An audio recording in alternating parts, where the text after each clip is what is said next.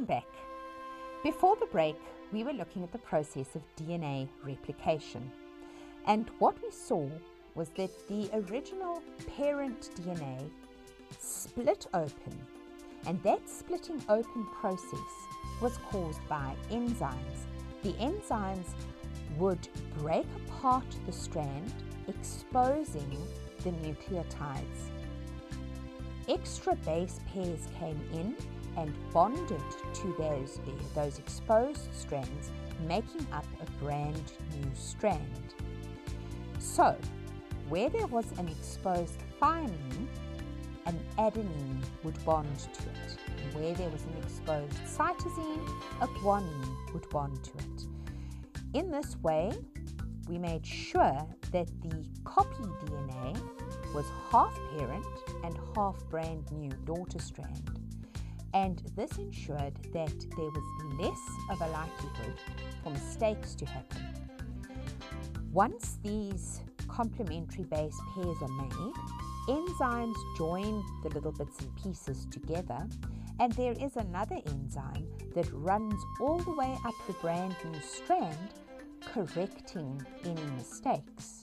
And so we would think that this process is pretty foolproof, but not always. Sometimes the DNA is not copied correctly.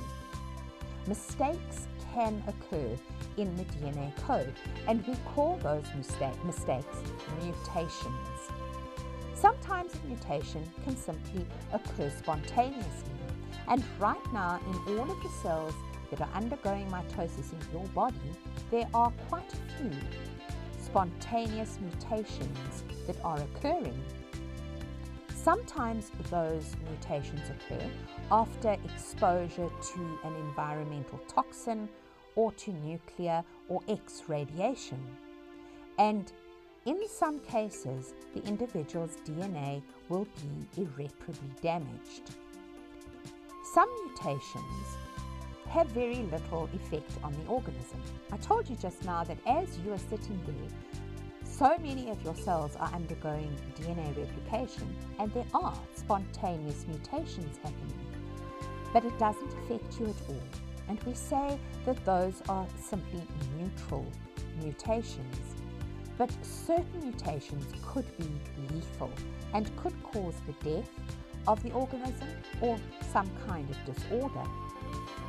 Other mutations might actually benefit you, and in a later program we'll have a look at some examples of beneficial mutation which actually drive the process of evolution. Obviously though, that mechanism of DNA replication tries at all costs to avoid errors, but they do creep in.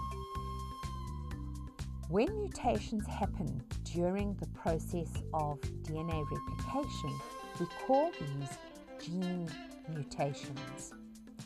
There is another form of mutation that we will look at in a later program, and those are called chromosome mutations. But today we're just focusing on gene mutations, and they involve the changing of single base pairs. And as we've been saying, they occur during this replication process. Now, here's an example of a gene mutation, and this kind of gene mutation is called substitution.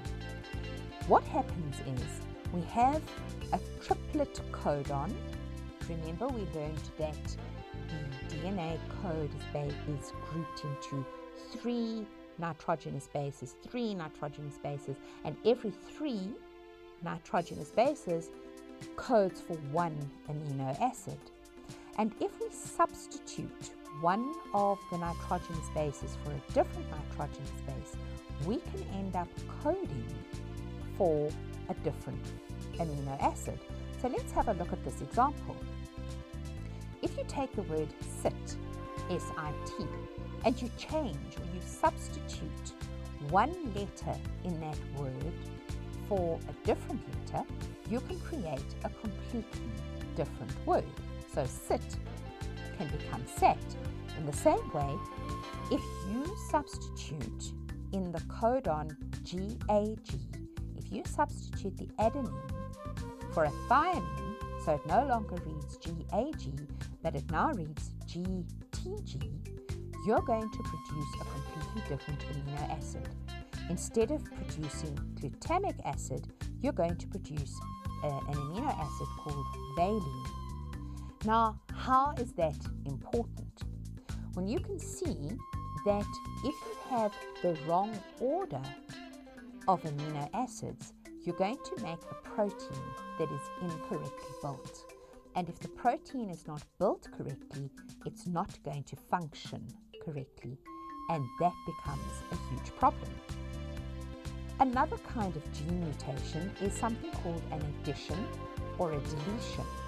And so an addition would be, we've got the order of bases and we add in an extra base. Deletion, we miss out or skip or take away one of those bases. So in the top line here, you can see that our second group of nitrogenous bases is supposed to be CCC. If we deleted that one C or cytosine from that strand of DNA, we're going to have what's called a frame shift mutation. Every base following the deletion shifts forward and the rest of the gene is incorrectly read. So we could have a perfectly sensible sentence, the cat sat on the mat. If we delete that letter T in the word cat, we get a nonsense sentence that makes no sense at all. And that is what happens with the frame shift mutation. The whole gene is nonsense. And we've looked at briefly today at mutations. In a later lesson, we will look at more mutations. I hope you've enjoyed the lesson today, and I look forward to seeing you next week.